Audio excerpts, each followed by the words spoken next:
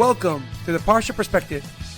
Each week, we will delve deep in a weekly Torah portion to find a practical and insightful way to enhance your daily life.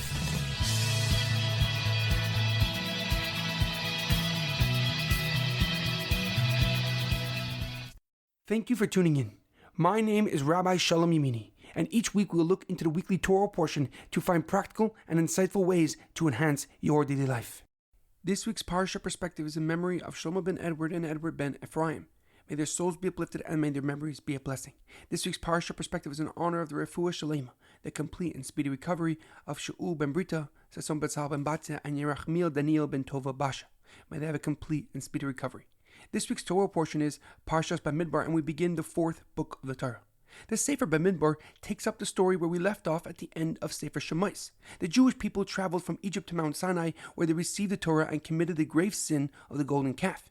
And after obtaining forgiveness from God through Moshe's prayer, they built a Mishkan, a sanctuary for God. They inaugurated it on the 1st of Nisan, almost 1 year since their exodus from Egypt. And now the Jewish people are ready to travel throughout the desert to the Promised Land. Our Parsha begins with Hashem commanding Moshe to count every Jewish man from the ages of 20 to 60.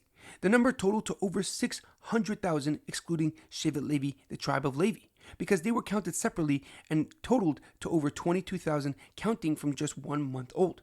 Hashem then told Moshe the arrangement that the Jewish people will be traveling throughout the desert. The Mishkan was at the center of this formation. On the east side were the tribes of Yehuda, Yisachar, and Zevulun. On the south side, the tribes of Reuven, Shimon, and Gad. On the west side, the tribes of Efraim, Menashe, and Binyamin.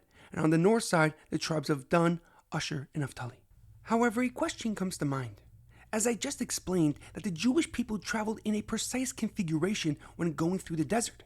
But why did God have the Jewish people travel by tribe only? Wasn't he worried that this can potentially lead to strife, hostility, and contention? Furthermore, the Torah writes that each tribe had a unique flag and banner that they carried in the desert. Why wasn't there one flag and banner for the entire Jewish people?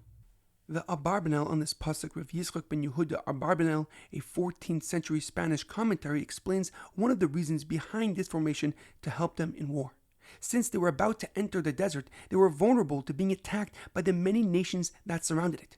So they were commanded to travel in a configuration and arrangement that would protect the holiest part of the encampment, the Mishkan. And if they were attacked in ambush, the pattern they traveled in would defend the Mishkan, women, and children. The flags and banners were carried to help stay organized and coordinated on the battlefield, so each set of tribes can focus on their combat zone, and therefore the whole Mishkan would be protected from all sides.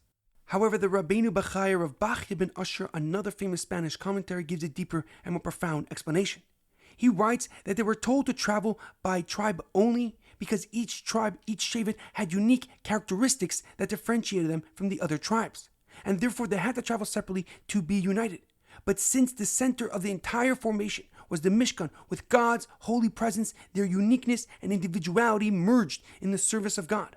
The Ramban, the famous Kabbalist and commentary of Moshe ben Nachman, adds that the design of the flags and banners of each Shevet, of each tribe, was uniquely connected to the nature of the tribe.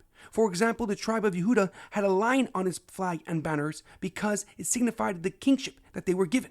The Rabbeinu Bachaya explains that the purpose of the formation was to show the Jewish nation that God values each tribe's individuality and uniqueness, to remind us that each tribe had a special and unparalleled purpose within the Jewish nation as a whole. And the Lubavitch Rebbe takes this a step further. He writes that when Moshe was told to count the Jewish people at the beginning of our Parsha, the Torah uses rather unusual terms. It says, Su'u es roish kol hadas b'nei Yisrael, count each person of the Jewish nation. However, those words can also be translated to mean lift up the heads of the entire Jewish people. The Rebbe explains that Hashem is telling every person that they have a unique gift and singular purpose that only they can accomplish. And when you lift yourself up, you complete the Jewish nation. In our daily life, it is imperative that we understand that we must stay together and be united despite our differences. We need to appreciate and value the characteristic differences that make us individuals. And because we are all part of the Jewish people, we are all inherently connected. And therefore our future, both physical and spiritual, lies in every person's hand.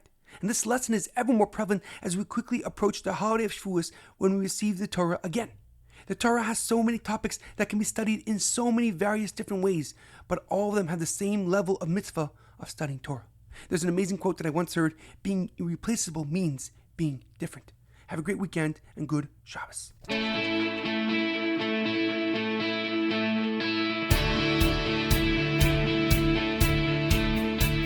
Thank you for tuning in to the Parsha Perspective.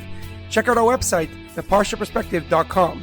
Send thoughts and comments to theparshaperspective@gmail.com. Till next time, thanks for listening.